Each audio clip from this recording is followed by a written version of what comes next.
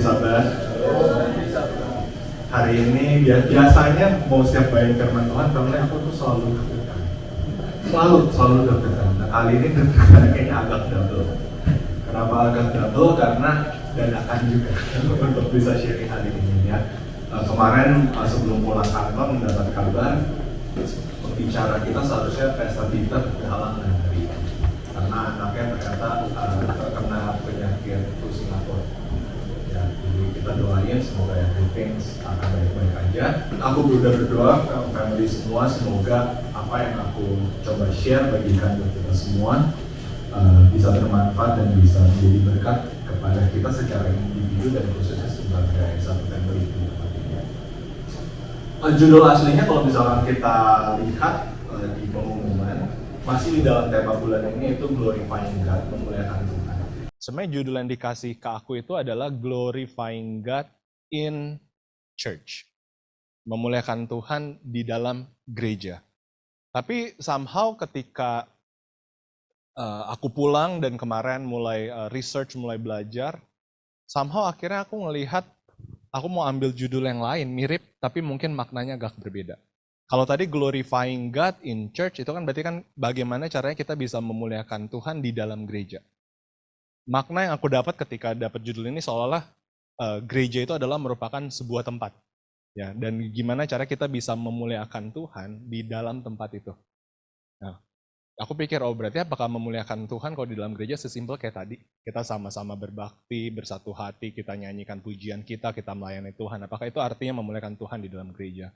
Namun akhirnya ketika aku coba search, ada satu hal yang menarik bahwa pengertian gereja ini yang mungkin kita harus sama rata dulu. Gitu. Kita harus memiliki pemahaman yang sama dulu mengenai apa itu gereja. Ya. Bahwa kalau misalkan kita bicara kata gereja dan khususnya berangkat di perjanjian baru, sesungguhnya kata gereja ini tuh berasal dari sebuah kata Greece, ya, atau Yunani ekklesia. Ekklesia yang artinya tuh sebenarnya dipanggil keluar atau merepresentasikan tuh jemaat. Jadi ada satu konsep yang berbeda kalau kita bicara mengenai gereja mulai dari perjanjian baru. Gereja itu bukan lagi tempat. Gereja itu bukan lagi sebuah kayak rumah ibadah yang khusus di mana orang-orang itu berbakti dalamnya, tapi gereja itu merupakan sebuah perkumpulan, sebuah jemaat yang dipanggil keluar sama Tuhan. Nah, makanya untuk ambil judul Glorifying God in a Church aku rasa kurang cocok. Tapi yang aku pengen sharing kali ini adalah gimana caranya kita bisa glorifying God as a church. Sebagai sebuah church di sini, sebagai sebuah eklesia di sini, sebagai sebuah perkumpulan yang Tuhan satukan di tempat ini. Gimana caranya kita semua itu bisa memuliakan Tuhan. Karena memang balik lagi, bicara church itu bukan bicara tentang tempat. Ada satu cerita di dalam firman Tuhan di Yohanes 4 ayat 20-21. Ini adalah conversation antara Tuhan Yesus dan wanita Samaria di Sumur Yakub. Kita semua pernah dengar cerita ini? Nah, ada satu pertanyaan yang menarik di dalam Yohanes 4 ayat 20-21. Ini wanita Samaria yang nanya sama Tuhan Yesus. Dia bilang seperti ini, "Our fathers worship on this mountain." Jadi kita tahu bahwa orang Samaria itu dan Yahudi itu, mereka itu punya latar belakang yang berbeda. Yahudi itu adalah sebagai agama yang lebih ortodoks. Ya, Samaria itu berasal dari keturunan Israel yang sudah ada liberal dan tercampur. Dan mereka ini punya tempat ibadah yang berbeda. Ya, jadi makanya si wanita ini nanya gitu, yang benar itu ibadahnya itu di mana sih? Kan kalau leluhur kami beribadah di gunung ini, tetapi kamu orang Yahudi itu beribadahnya di Yerusalem. Jadi di mana tempat seharusnya kita worship? Wanita ini tanya sama Yesus. Tapi Yesus berkata kepadanya, Jesus said to her, "Believe me, woman, that a time is coming when you will worship the Father, neither on this mountain, nor in Jerusalem." Dalam artian Yesus menyampaikan bahwa memang konsep gereja di perjanjian baru itu sudah berubah. Ya, bukan lagi bicara kebaktian yang sifatnya place-based, terikat kepada tempat, di gunung ini di Yerusalem. Kenapa? Karena memang pada saat Yesus mati kita tahu ada satu peristiwa yang terjadi. Yaitu tirai di bait suci itu terkoyak, robek. Dalam artian, Bagaimana kita bisa berhadapan dengan Tuhan, berinteraksi sama Tuhan, berbakti sama Tuhan. Konsepnya ini sudah berubah karena ada Yesus sudah mati buat kita. Tuhan Yesus merestorasi hubungan yang sudah putus sehingga kita bisa punya lagi direct access sama Tuhan. Makanya konsep gereja bukan lagi sebagai sebuah tempat di mana memang hanya di situ Tuhan bersemayam, hanya di situ kita bisa menemukan Tuhan. Tapi Tuhan bisa kita temukan secara direct. Makanya ada ayat yang kita tahu kan di dalam Matius 18 ayat 20. Ini bicara tentang konsep gereja, eklesia, bahwa it's not a place, tapi merupakan sebuah perkumpulan. It's people. Ya, makanya di dalam Matius 18 ayat 20 di mana 2 atau 3 orang berkumpul di dalam namaku, maka aku hadir di tengah-tengah mereka. Ya. Jadi makanya bicara mengenai tadi, church, kita harus sama-sama paham, kita harus sama-sama mengerti bahwa church it's not a place, tapi actually sebenarnya church itu adalah kita. Ya, sebagai sebuah jemaat, sebagai sebuah perkumpulan yang somehow, entah gimana caranya kita bisa berkumpulnya di tempat ini. Ya kan? Dipersatukan Tuhan di tempat ini. Nah, pertanyaannya, lantas gimana caranya kita bisa memuliakan Tuhan sebagai sebuah gereja, sebagai sebuah perkumpulan? Minggu lalu kalau family masih ingat, di khotbahnya Pastor Wigan datang, Pastor Wigan sempat mention bahwa ada 2 lembaga sebenarnya yang diciptakan sama Tuhan. Kalau di perjanjian lama Tuhan ciptakan apa? Family, keluarga. Kalau di perjanjian baru itu Tuhan ciptakan church atau gereja. Nah, bahwa ketika Tuhan menciptakan lembaga yang namanya keluarga, Tuhan punya purpose untuk lembaga ini, untuk keluarga ini. Dan purpose-nya sudah clear, kita pelajari minggu lalu, untuk bisa memancarkan kemuliaan Tuhan di bumi ini. Menjadi representasinya Tuhan. Dan sama kenapa Tuhan menciptakan gereja di perjanjian baru, Tuhan juga punya purpose. Nah, apa purpose-nya Tuhan untuk gereja? Ya kan, itu yang kita mau coba pelajar. Karena bagaimana bisa memuliakan Tuhan adalah ketika seseorang atau apapun yang Tuhan ciptakan bisa memenuhi purpose-nya. Ya, Pastor Wigan bilang ketika sesuatu yang harusnya memiliki purpose, tapi tidak menjalankan purpose-nya, maka dia sudah gagal memuliakan Tuhan. Nah, karena kita mau belajar sebagai satu family di tempat ini, gimana caranya supaya kita bisa memuliakan Tuhan sama-sama. Sebagai sebuah gereja, kita harus tahu dulu purpose-nya Tuhan terhadap gereja itu apa. Ya, kita bisa temukan di dalam 1 Petrus 2, ayat 9 dan 12. But you are a chosen people, a royal priesthood, a holy nation, a people for God's own possession, so that you may proclaim the excellencies of Him who has called you out of darkness. Makanya ini asal kata eklesia itu sebenarnya dari sini. Called out, ya, of darkness into His marvelous light. Kenapa Tuhan mengususkan kita, memanggil kita keluar, gitu ya? Ayat 12 yang penting. Keep your behavior excellent among the Gentiles, so that in the thing in which they slander you as evildoers, they may, because of your good deeds, as they observe them, glorify God on the day of visitation. Dalam artian, Tuhan, misinya Tuhan, purpose-nya Tuhan terhadap gereja, terhadap sebuah perkumpulan, adalah supaya kita betul-betul dipanggil keluar, dibentuk sama Tuhan untuk menjadi serupa dari gaya hidup kita yang lama, menjadi serupa sama Tuhan. Tujuannya bukan untuk jadi arogan dan merasa paling benar. Tapi Tuhan mau supaya dengan melihat kehidupan kita, orang-orang yang belum percaya tadi bisa jadi memuliakan Tuhan dan jadi percaya sama Tuhan. Jadi sama seperti kenapa Tuhan waktu itu pilih bangsa Israel secara khusus. Dan kenapa sekarang Tuhan pilih gereja? Tuhan mau membuat representasi yang kuat supaya banyak orang bisa percaya dan memuliakan Tuhan. Nah, pertanyaannya, ini nggak bisa dilakukan di level individu aja Tuhan, ya kan? Kenapa harus dalam level gereja? Kenapa harus dalam level komunitas? Pertanyaannya kenapa? Kita tahu bahkan untuk hal-hal di dunia ini aja, people power itu sesuatu hal yang nggak bisa diremehin, ya nggak? People power. Kalau misalkan ibaratnya kita dengar nih ada isu demo nanti di Jakarta. atau di jalan lewat kita pulang akan ada demo. Berapa banyak demo? Ya 3 orang yang demo. Gimana kira-kira? Takut gak kita? Tenang aja gitu. Tapi kalau misalnya kita bilang, wah ada 500.000 orang dari seluruh pelosok datang siap memenuhi untuk demonstrasi, untuk membuat kerusuhan. Takut gak kita? Kalau mendadak kita dengar nih berita, ya ada 500.000 orang mau masuk ke The Breeze untuk protes sama Sinarmas, misalkan kebetulan kantornya di sini. Kita panik gak? Kira-kira siapa yang mikir 2 kali, 3 kali untuk ke tempat ini hari ini? Bisa jadi kita cancel ya, kita remote aja.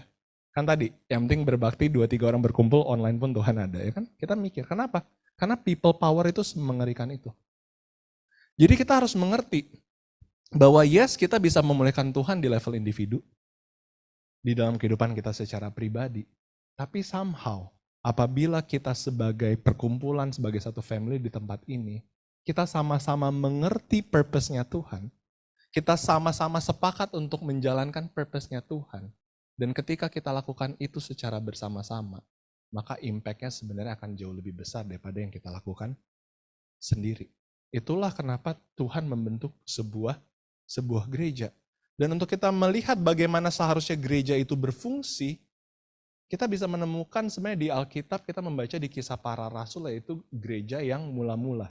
Karena selalu apapun yang mula-mula, biasanya itu paling mendekati atau sesuai sama prototipe Tuhan, ya kan? Manusia pada dasarnya diciptakan sesuai dengan gambar dan rupa Allah, tapi ketika jatuh dalam dosa, berangsur-angsur makin jauh dari rupa Tuhan, betul? Nah makanya kalau kita sekarang mau belajar bagaimana sih sebenarnya gereja yang Tuhan mau itu berfungsi seperti apa, nah kita coba bisa lihat di gereja yang mula-mula. Itu terdapat ada di Kisah Para Rasul 2 ayat 42-47. Dibilang gereja yang mula-mula itu mereka semua habis dibaptis dengan Rasul Petrus, anggotanya 3.000 lebih pada saat itu. Mereka semua terus-menerus membaktikan diri mereka untuk terus belajar firman Tuhan dan fellowship bareng. Itu pertama. Bagaimana mereka berfungsi. Lalu apa? Mereka secara konsisten terus memecah roti, makan bareng, fellowship, dan juga terus berdoa bersama. Gereja yang mula-mula. Nah ini yang agak berat ya. Di ayat ke-44. And all the believers were together and had all things in common. Ya, mereka bersatu hati, gak banyak perpecahan. Nggak saling debat satu sama lain. And ayat kelima, and they would sell their property and possession and share them with all to the extent that anyone had need. Nah ini ayat 45 agak berat ya family ya. Tapi kalau misalnya kita belajar bagaimana gereja mula-mula berfunction, seperti inilah mereka berfunction. Bahwa ketika Tuhan kumpulin satu tempat, mungkin ada yang lebih hebat, ada yang lebih kesusahan, semua nggak selfish. Semua concern dengan kebutuhan masing-masing. Kalau memang bahkan kita harus ngorbanin harta kita untuk members yang lain, mereka akan jual dan bagikan. Ayat 46, day by day, setiap hari secara konsisten, mereka selalu apa? Dengan satu hati, satu pemikiran in the temple and breaking bread from house to house. Ya, makanya tadi gereja itu nggak bicara lagi tentang di temple doang, tapi perkumpulan breaking bread in house to house. Karena gereja itu adalah people. And they were taking their meals together with gladness and sincerity of heart. Praising God and having favor with all the people. Jadi seperti ini mereka hidup. Mereka fellowship terus. Fellowship untuk apa? Belajar bareng firman Tuhan. Supaya semuanya growing together. Nggak ada yang pinter sendiri, nggak ada yang ngerti sendiri. Mereka semua sama-sama semangat untuk belajar bersama. Supaya mereka bisa growing together. Kalau ada satu yang lagi lemah, ada yang lagi kurang, kenapa perlu di dalam grup? Karena yang lebih kuat bisa mengingatkan. Hilaf bisa gantian ya nggak sih? Nggak selalu kan biasanya. Oh si A terus yang hilaf, gue terus yang kuat. Enggak. Tapi kenapa Tuhan kumpulin dalam gereja? Supaya ketika ada yang lemah, yang kuat kok bisa tarik lagi. Gantian kalau sekarang ada yang lemah, dikuatin lagi, bukan diomongin. Seperti itu. Lalu apa? Supaya masing-masing tuh hidupnya tuh bisa fokus gitu. Ada yang khawatir, ada yang kesusahan, semua saling membantu. Itu church yang mula-mula. Dan mereka bersatu hati. Satu hati, satu misi. Dan akhirnya kita lihat, and the Lord was adding to their number day by day those who were being saved. Jadi kalau kita ngelihat sebenarnya purpose Tuhan di dalam gereja itu, membentuk gereja itu ada dua. Pertama adalah internal purpose, supaya setiap members yang hadir itu memang bisa terus diberkati, terus bertumbuh, menjadi lebih kuat, menjadi lebih solid. Tetapi ketika semuanya sudah bersatu, internal membersnya sudah strong, ada external purpose-nya. Goals-nya tadi, supaya semua orang bisa melihat. Makanya di sini ditulis apa? Praising God and having favor with all the people. Dan akhirnya ketika hal ini terjadi, Tuhan bilang, Tuhan tambahkan numbers mereka semakin banyak, semakin banyak.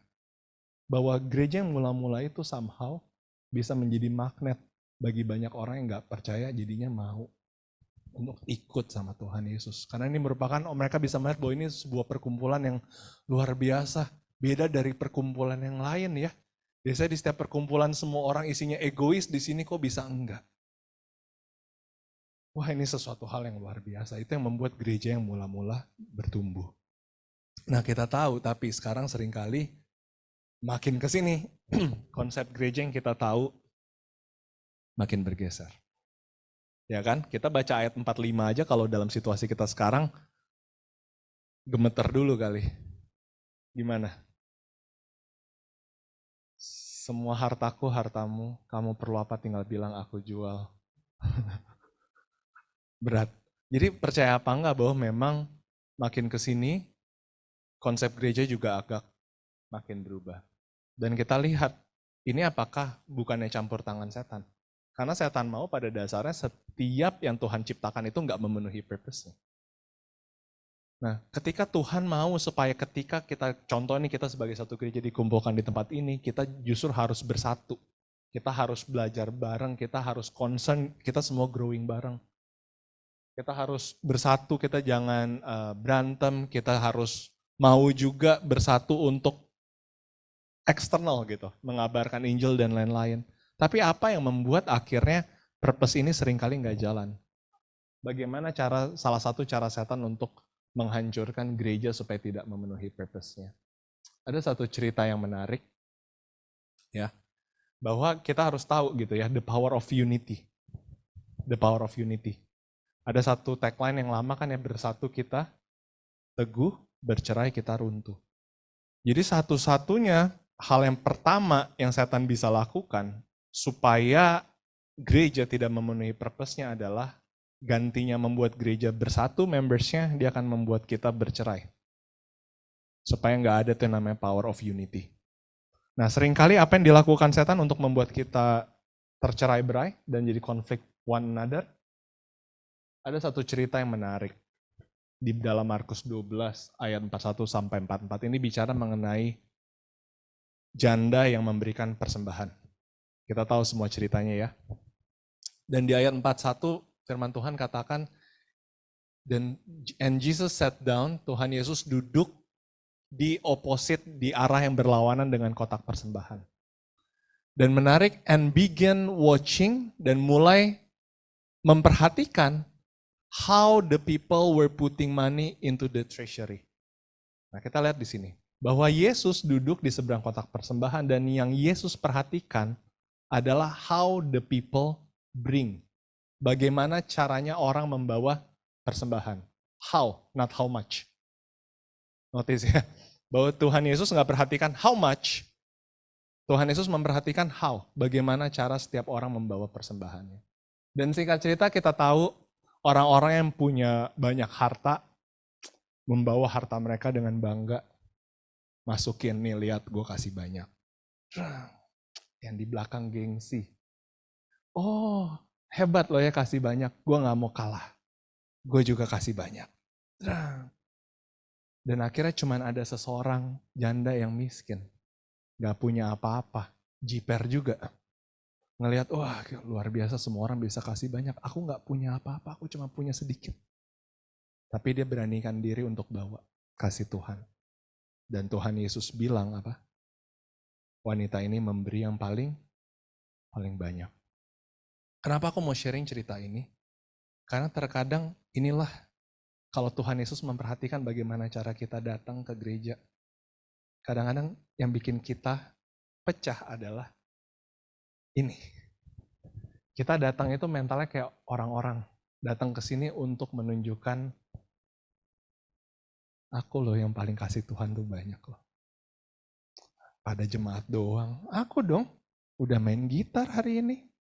Jadwal firman Tuhan, aku yang kasih paling banyak.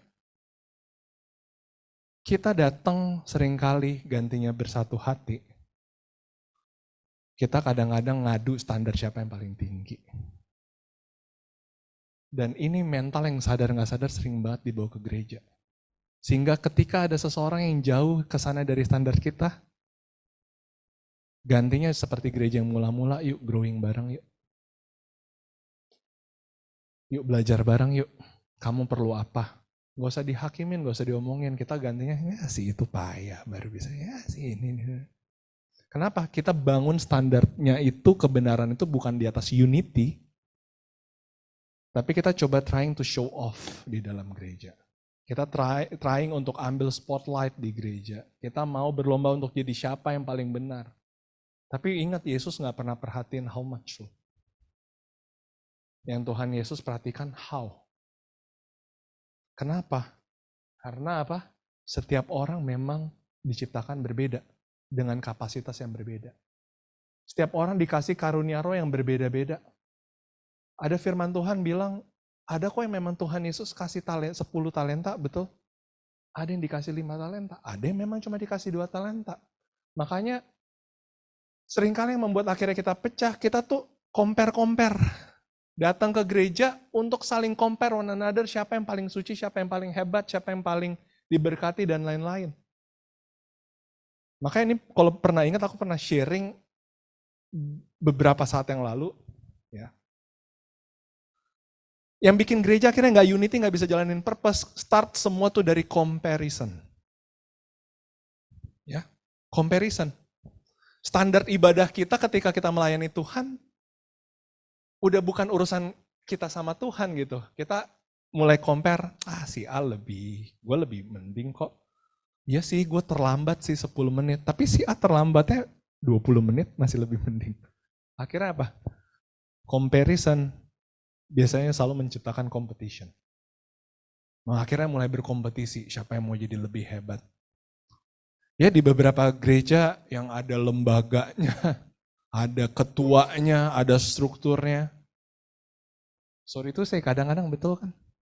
Akhirnya comparison, competition, bisa berantem cuma untuk menentukan siapa yang leads the church. Dan makanya akhirnya competition kadang-kadang menciptakan condemnation. Saling mengutuk, saling menghakimi satu sama lain. Kalau udah fokusnya datang udah seminggu sekali, gantinya bersatu hati, yuk growing bareng perlu apa? Tapi gantinya kita ngejulitin satu sama lain dan berantem. Gak ada power unity. Boro-boro mau ngerti purpose-nya Tuhan. Boro-boro mau function as a church. Orang berantem. Aku main basket, senang banget olahraga basket. Biarpun pertandingan itu sulit dan agak susah untuk meng-counter jadi menang. Selama timnya masih bisa kompak, selama timnya masih belum salah-salahan, selama timnya masih mau satu mission dan figure it out bareng caranya gimana untuk menang, selalu ada jalan, selalu ada way. Tapi terkadang ketika satu tim itu udah mulai, ini kita kalah, lu sih nge-shootnya gak masuk-masuk, males banget sih defense-nya. Ketika sudah konflik ada berantem gitu, sorry to say, game over. Itu udah ngalamin aku pada saat ngelatih basket atau main basket. Ketika timnya tuh udah gak kompak, udah gak unity, udah hopeless. Tapi ketika unity itu masih ada way. Makanya setan tahu cara dihancurin supaya gereja berhenti melakukan purpose-nya Tuhan, gak bisa memuliakan Tuhan. Adalah pertama-tama dia rusak dulu unity-nya. Dengan apa? Dia bikin supaya fokus kita ibadah itu semua datang ke gereja itu udah beda. Bukan untuk saling mengasihi, saling membangun, tapi mulai ngadu standar, mulai compare. Dan ketika ada yang gak sesuai standar, mulai diomongin, mulai dihakimin, mulai dijauhin. Ya akhirnya unity-nya kelar. Paulus itu 3 kali loh.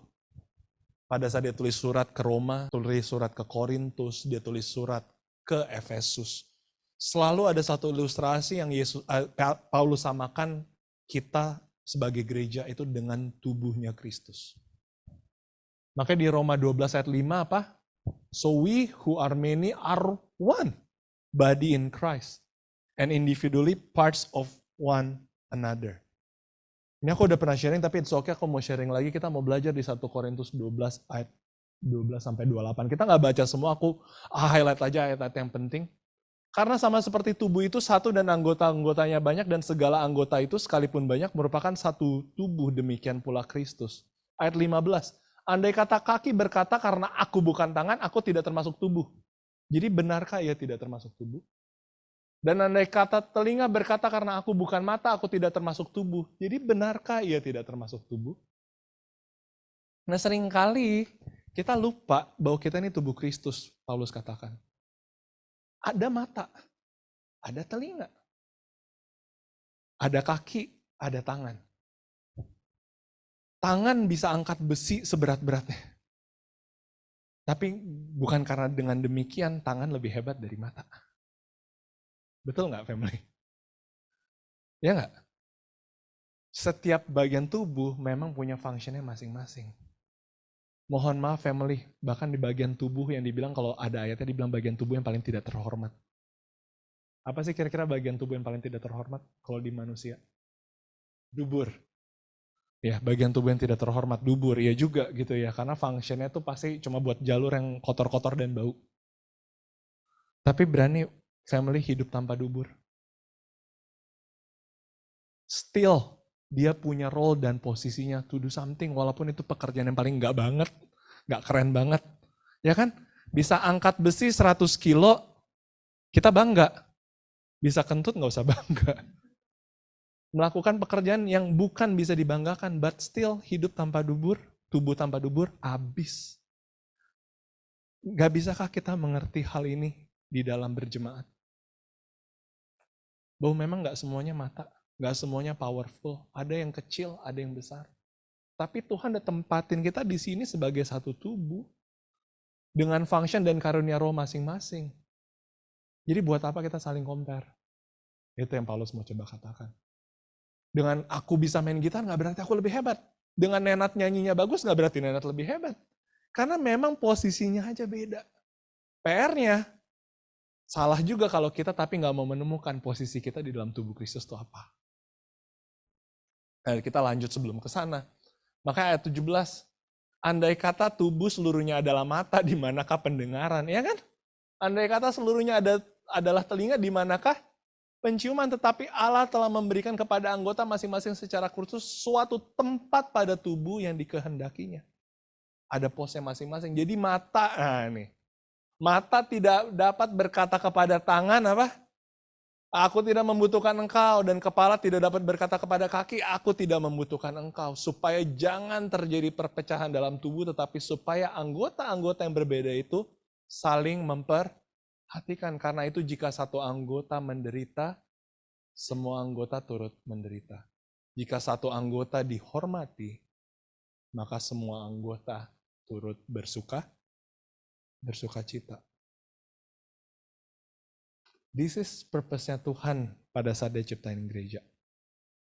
Dia mempersatukan kita sebagai tubuh Kristus dengan role yang berbeda-beda. Kita PR-nya adalah menemukan role kita masing-masing. Dan ketika kita udah menemukan role masing-masing, gak usah bangga kalau memang ternyata kamu adalah mulut. Memang kamu adalah mulut karena kamu yang dikasih Tuhan karunia untuk bisa nyanyi. Kamu mulut karena kamu yang dikasih karunia Tuhan untuk berkhotbah. Tapi nggak berarti karena aku bukan mulut, aku bukan tubuh. Means aku nggak, karena aku nggak bisa nyanyi, aku nggak bisa khotbah. Aku nggak bisa terlibat dalam pelayanan. Firman Tuhan bilang katakan nggak bisa gitu. Still, dengan apa yang kita ada, Tuhan taruh kita bukan kebetulan. Nah ketika akhirnya gereja tadi sebagai satu tubuh Kristus tahu masing-masing role-nya. Kenapa bisa tahu role-nya? Kita growing bareng-bareng. Dan bisa menghargai satu sama lain perbedaan itu. Yang Tuhan mau itu unity, not uniformity. Unity adalah persatuan, uniformity adalah keseragaman. Nggak akan pernah kita seragam karena Tuhan sendiri bilang kita tubuh yang berbeda-beda. Tapi kalau spirit kita adalah kita mau bersatu hati untuk biarin rencana Tuhan kita jalanin bersama-sama sebagai satu tubuh, maka purpose Tuhan kepada gereja pasti akan apa? Akan berjalan. Cuma masalahnya ketika aku research, katanya present church itu punya satu sindrom namanya 80-20. Kan tadi gereja yang mula-mula seperti itu kan. Tapi kalau gereja sekarang katanya ada sindrom namanya 80-20. Apa sindrom 80-20 maksudnya apa? 80% adalah jemaat pasif. Yang datang cuman untuk nonton, datang cuman untuk di-entertain. Datang pulang, udah nggak mau tahu. Datang justru ke gereja itu untuk diberkati. That's it. Dan 20 biasanya yang turun pelayanan dan lain-lain. Gimana dengan OCC? Kita kena 80-20 syndrome juga nggak nih kira-kira? Nah, kita jawab sendiri-sendiri aja. Tapi ingat, ketika Tuhan Yesus bilang gereja adalah tubuh, untuk tubuh bisa berfungsi, itu memang semuanya harus sinkron dan semuanya bergerak. Iya kan, family?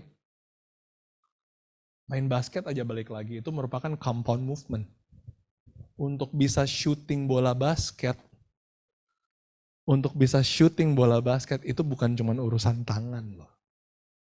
Itu urusan mata, itu urusan tangan, urusan pinggang, urusan kaki, urusan otak, somehow semuanya itu harus bergerak secara sinkron baru bisa nge-shoot basket.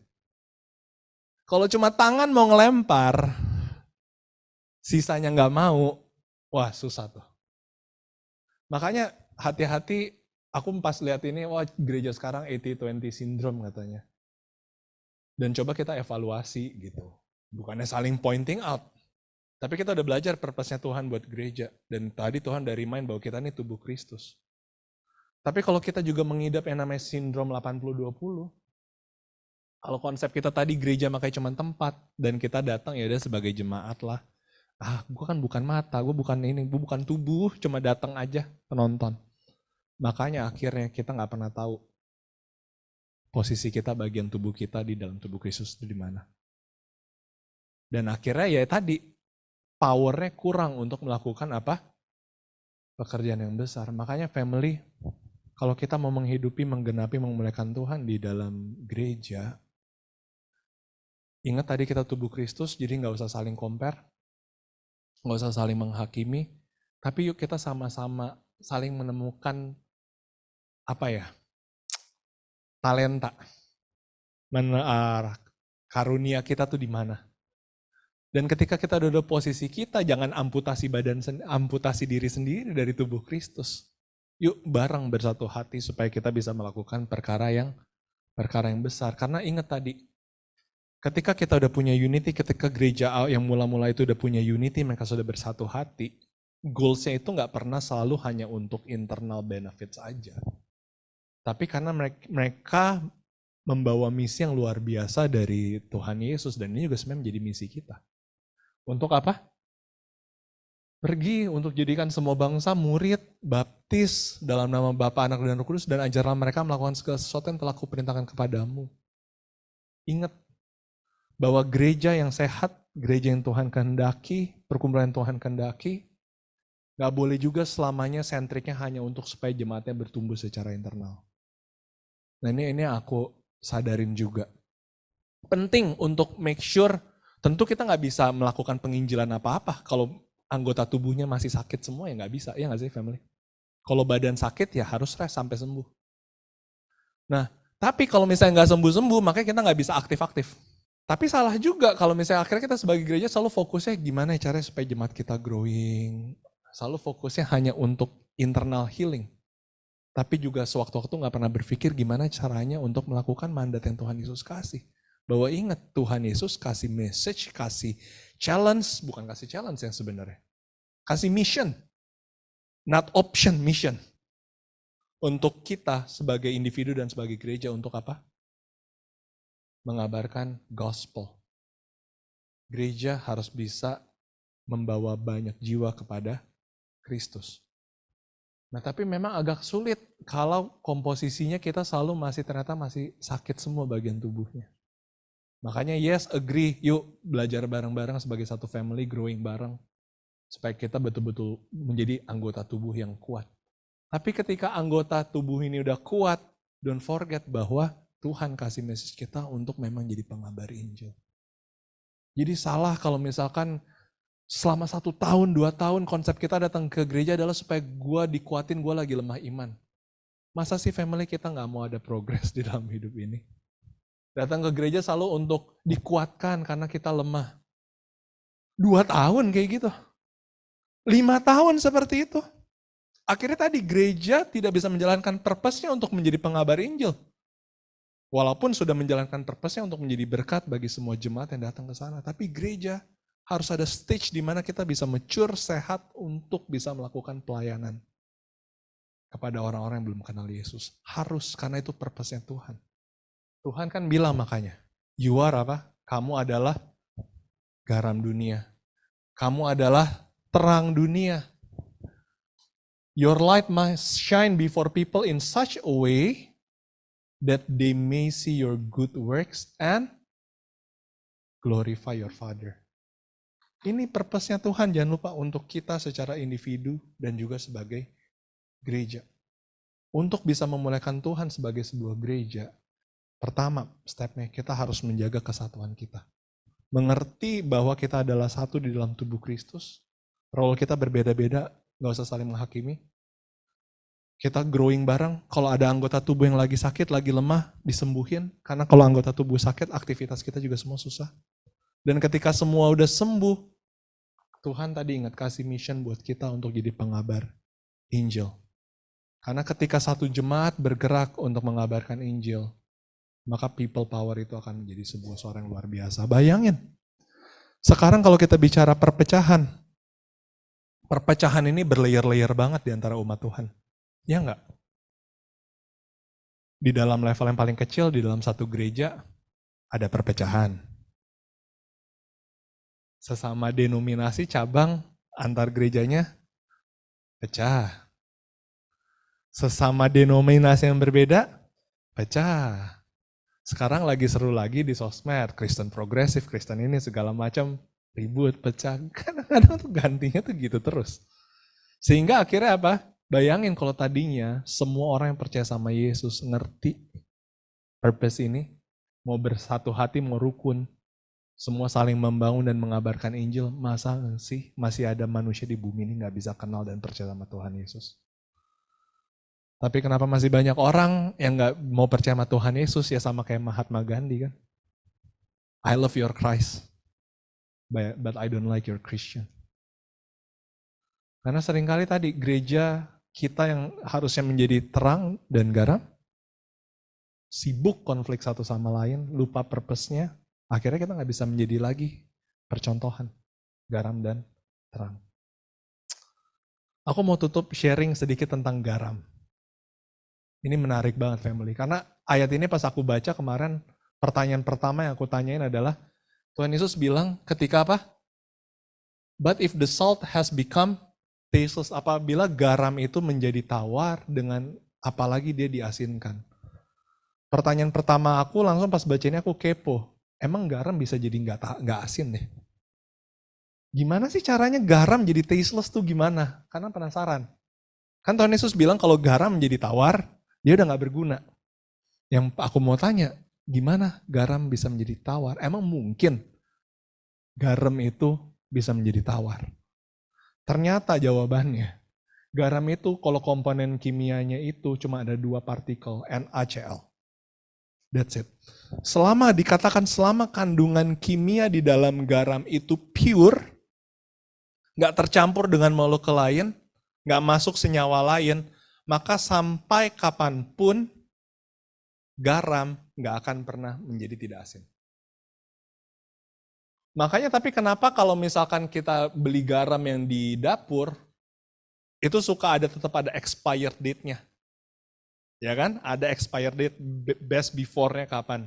Karena biasanya memang garam yang kita beli itu udah gak pure NaCl, tapi mulai ada komponen-komponen lain yang merusak senyawa kimianya.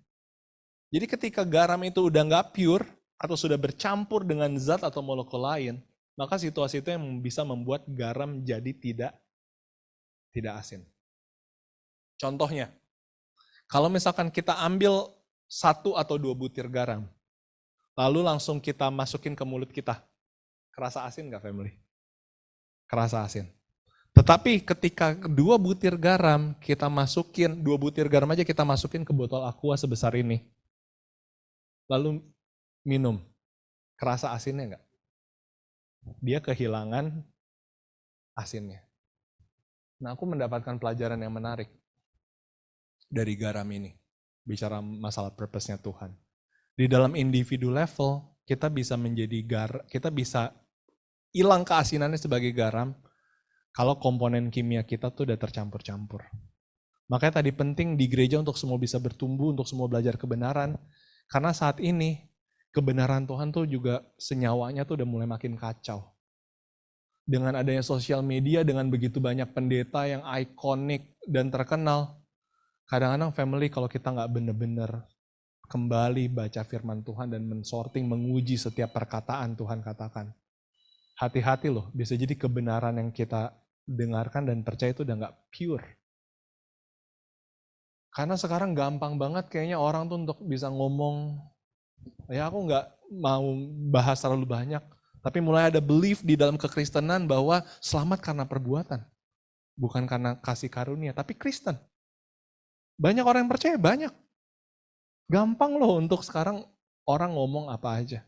Nah penting untuk di level individu kita, kalau kita mau jadi garam yang gak hilang keasinannya, kita harus tetap jaga kesucian, keutuhan, kebenaran yang sejati. NaCl, komponen cuma kita sama Tuhan, gak ada yang lain. Itu di level individu. Di level group family, aku 1 butir garam. Tadi, kalau 1 butir garam, jangan aku 1 butir garam, Nenat aja deh yang jadi contoh. Nenat 1 butir garam. Hanya Nenat yang garam tapi di tempat ini. Bisakah dia mengasinkan bahkan 1 gereja aja? Nggak bisa. Kalau misalkan Nenat 1 garam, kita semua air. Aku sayur, Mama timun, Papa buah. Kita komponennya bukan garam semua. Dikumpulin di satu tempat. Garamnya masih ada rasa nggak? Atau dissolve? Dissolve, hilang. Makanya sebagai 1 gereja, kalau kita mau jadi garam juga dan gak kehilangan keasinannya. Nenat jadi garam, Aprisel harus jadi garam, Roy jadi garam. Kalau kita semua garam di sini, sama seperti kumpulan garam di dalam 1 box, berapa banyak impact-nya? Hal yang bisa jadi asin. Timun masuk di toples berisi garam, timunnya yang jadi asin lama-lama. Betul nggak? Dan makin tadi kalau kita bersatu hati, Tuhan tambahkan jumlah kita terus. Sama kayak berarti jumlah garam yang ada di dalam sebuah wadah itu makin besar. Air laut pun akhirnya jadi asin kan karena garamnya segitu banyak. Nah ini konsep yang Tuhan mau kita mengerti bagaimana cara memuliakan Tuhan sebagai sebuah gereja. Bukan di dalam gereja, jadi memuliakan Tuhan bukan cuman yuk datang nyanyi sembah praise and worship. No, gitu. Tapi memuliakan Tuhan sebagai 1 gereja, kita harus ngerti purpose-nya Tuhan buat gereja. Yes, it's okay.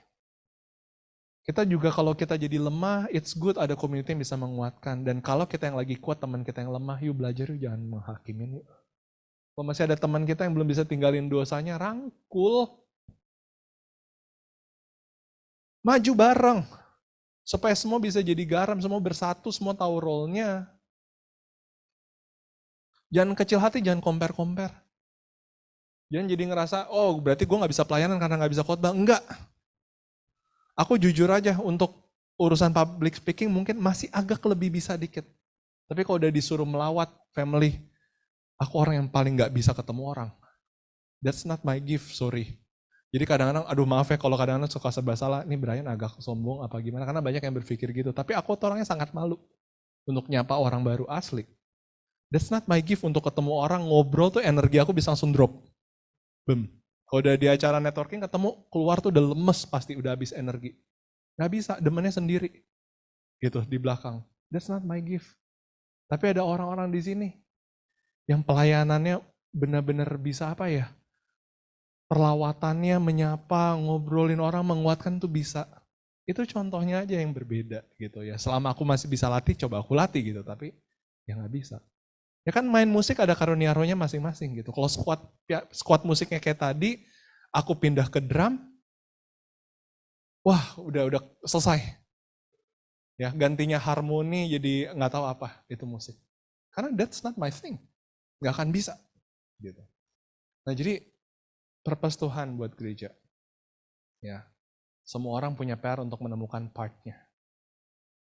Saling bantu, saling bertumbuh. Ya, semua harus growing together. Nggak lucu tubuh manusia, kakinya yang udah gede, udah panjang, kaki dewasa, tangannya masih tangan bayi. Nggak mungkin. Semuanya growing together, menjadi kuat. Dan ketika udah menjadi kuat, bukannya untuk jadi model pamer, bukan. Tapi to do action.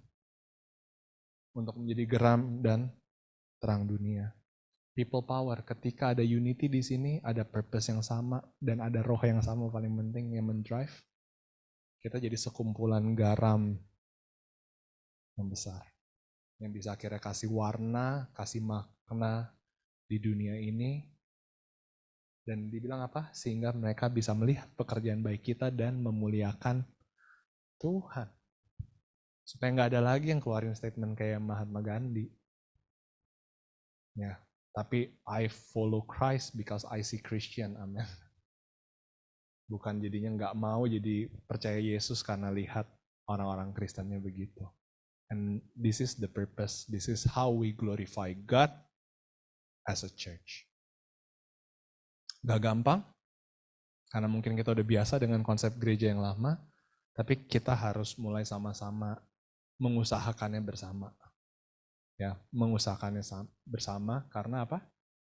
Kita nggak tahu berapa lama lagi waktu yang Tuhan kasih. Yang pasti kita sudah berkumpul di tempat ini bukan karena kebetulan.